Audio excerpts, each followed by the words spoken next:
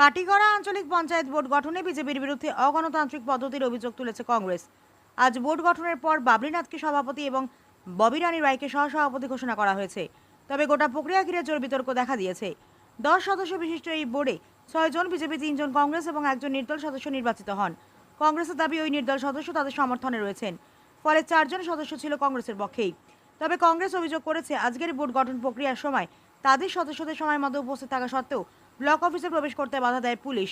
কংগ্রেস নেতা নেত্রীরা অভিযোগ করেছেন অফিস চত্বরে জয় শ্রীরাম ও বিজেপি জিন্দাবাদ স্লোগান তুলে তাদের ভয় দেখানো হয় এবং ভেতরে ঢুকতে দেওয়া হয়নি। এই অভিযোগ নিয়ে তারা লিখিত অভিযোগ দায়ের করেছেন। এছাড়া কংগ্রেসের অভিযোগ আজ অনুষ্ঠিত বোর্ডের দ্বিতীয় সভায় পূর্ণ হয়নি। 10 সদস্যের মধ্যে মাত্র 6 জন উপস্থিত ছিলেন, যা পঞ্চায়েত আইনের পরিপন্থী বলে তারা দাবি করেছেন। এই বিষয়ে এখনও প্রশাসনের পক্ষ থেকে কোনো প্রতিক্রিয়া মেলেনি। কংগ্রেস এই ঘটনার বিরুদ্ধে তীব্র প্রতিবাদ জানিয়ে আইনত ব্যবস্থা নেওয়ার হুঁশিয়ারিও দিয়েছেন। এই ঘটনাকে ঘিরে কাটিগড়ায় রাজনৈতিক উত্তেজনা ক্রমেই বাড়ছে। স্থানীয় পর্যবেক্ষকদের মতে পুরো পরিস্থিতি নিয়ে আগামী দিনে আরও বড় আন্দোলনে নামতে পারে কংগ্রেস। এই মর্মে কংগ্রেসের 4 সদস্যের পক্ষ থেকে এক লিখিত অভিযোগ দায়ের করেছেন সংশ্লিষ্ট আধিকারিকের কাছে। বিজেপি দলের প্রাক্তন বিধায়ক অমর চাঁদ জৈন, জেলা সহ সভাপতি বিপ্লব কান্তি পাল, নিত্য গোপাল দাস সহ অনেকেই উপস্থিত ছিলেন। তাছাড়াও কংগ্রেসের হয়ে উপস্থিত ছিলেন কাটিগড়া ব্লক কংগ্রেসের সভাপতি হুসেন আহমেদ চৌধুরী, জেলা কংগ্রেসের কর্মকর্তা সন্দীপ দাস সহ অনেকেই।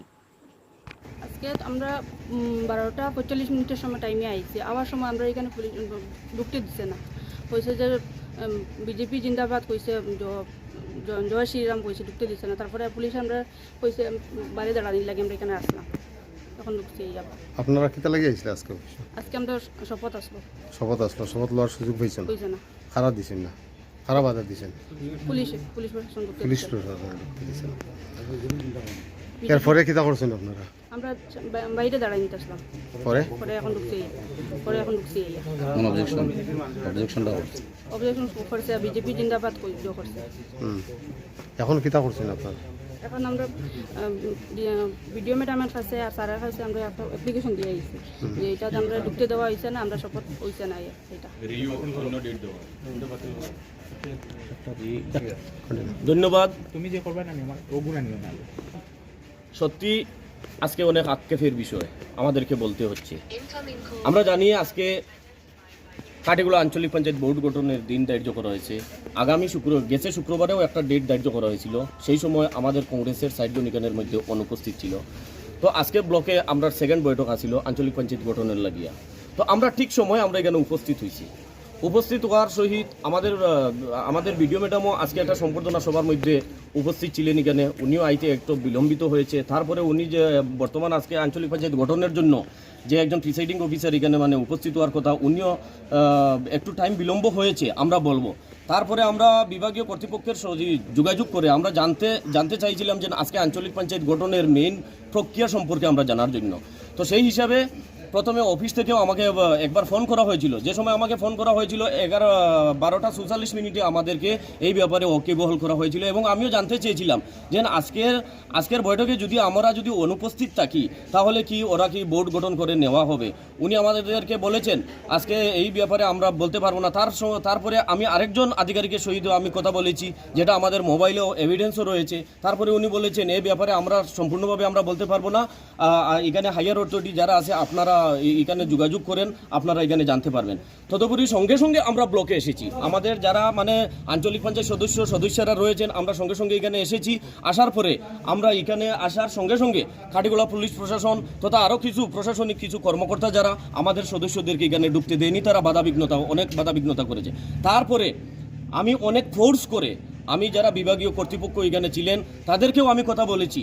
অনেক ফোর্স করে আমি ভিতরে গেছি। যাওয়ার পরে আমি ওদেরকে বলেছি যে আজকের যে বোর্ড গঠন হোক এটার ব্যাপারে আমাদের কিছু বলার নেই। বোর্ড গঠন হোক, এখানের মধ্যে আমাদের পূর্ণ আস্থা রয়েছে, কিন্তু গাইডলাইন রয়েছে। সেই ব্যাপারে আমরা কিছু এখানের মধ্যে আমরা কিছু প্রতিনিধিবর্গরা এসেছি, আপনারা একটু টাইম দেন।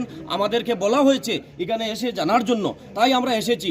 আমাদের যারা দলীয় কিছু কর্মকর্তা এবং কিছু আধিকারিক এখানে এসেছেন, আপনাদের সঙ্গে একটু নর্মস ব্যাপারে আপনার আলোচনা করার জন্য আপনারা একটু টাইম দেন।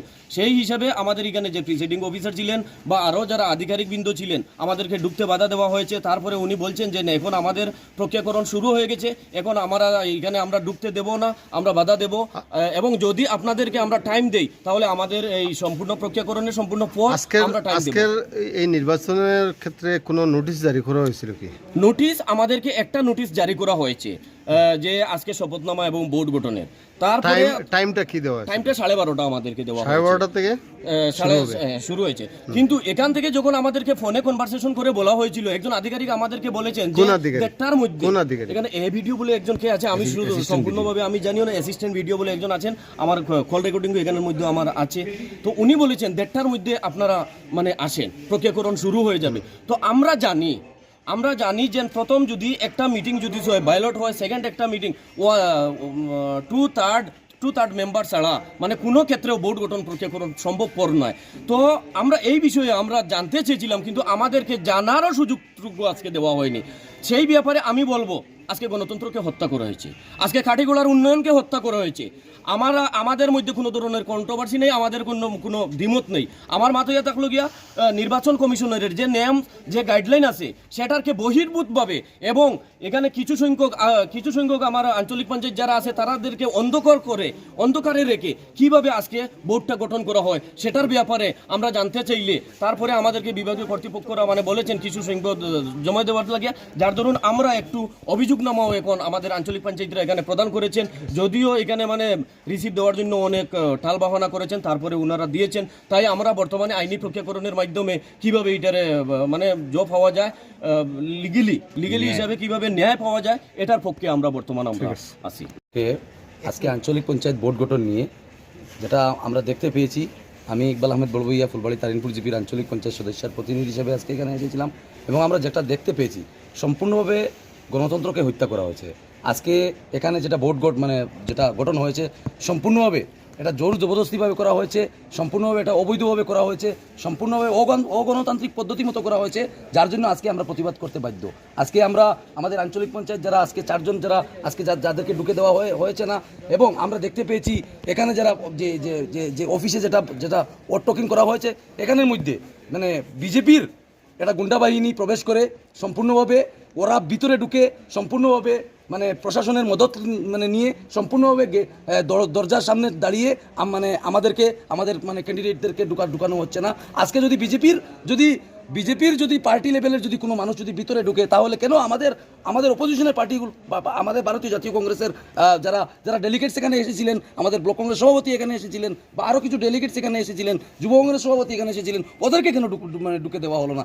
যার জন্য আমরা এটা আমরা অত্যন্তভাবে নিন্দা এবং ধিক্কার জানাচ্ছি, এবং আগামী দিনে আমরা এটার প্রতিবাদ আমাদের অব্যাহত থাকবে, সেটা আমরা বলতে চাই। কি বলেছেন আপনাকে? হ্যাঁ, এই প্রসঙ্গে কেন ওরা প্রশাসনের তরফ থেকে আমাদেরকে বলা হয়েছে যে উপর থেকে অর্ডার, আপনারা ঢুকতে পারবে না।